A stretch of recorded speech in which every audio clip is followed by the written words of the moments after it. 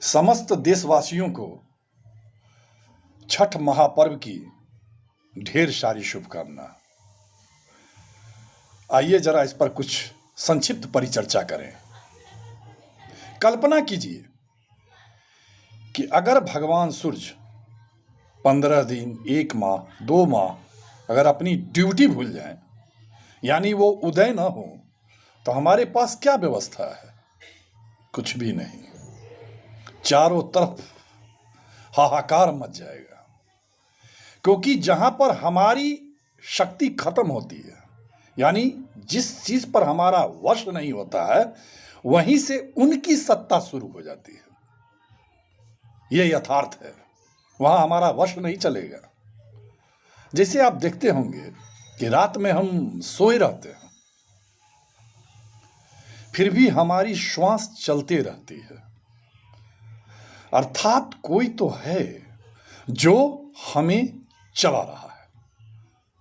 आपने देखा भी होगा कि नशे में कोई धुत इंसान गिरा पड़ा रहता है, फिर भी उसकी श्वास चलते रहती है, अर्थात कोई है। आप कभी गौर किए होंगे कि एक छोटा सा बच्चा, नन्हा शिशु इस संसार में आया, उसकी श्वास चलने लगती है, क्योंकि उस समय वो श्वास लेना नहीं जानता, क्योंकि वो तो पूर्ण रूप से अबोध है। वही परमात्मा है जो सोचते हैं कि जिसको मैंने भेजा उसकी ये व्यवस्था करनी पड़ेगी। मां के द्वारा तत्क्षण उसको दूध की भी व्यवस्था हो जाती है, इतना वो दया निधान है। इसलिए इस चीज को आत्मसात करनी होगी। जैसे कोई इंसान, कोई बूढ़ा नहीं होना चाहता, कोई नहीं चाहता कि मैं बूढ़ा हूं, हमेशा जवान रहूं, लेकिन फिर भी बूढ़ा हो जाता है।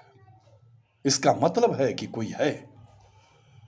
कोई भी इंसान मरना नहीं चाहता, ये हकीकत है, इसको आप एक्सेप्ट करें।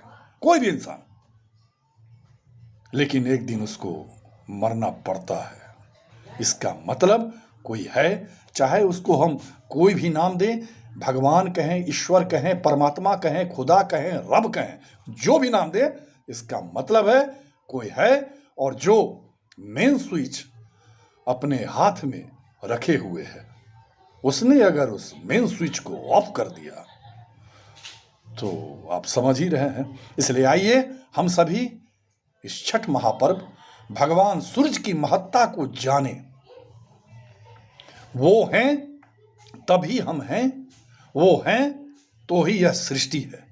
इसलिए हृदय के अंतरतम से उनको हम अपना आभार व्यक्त करें और उनको सच्चे रूप से हृदय से प्रणाम करें, और हमेशा उनकी महत्ता को, हमेशा हमेशा उनकी महत्ता को याद रखें। यही उनके लिए काफ़ी है।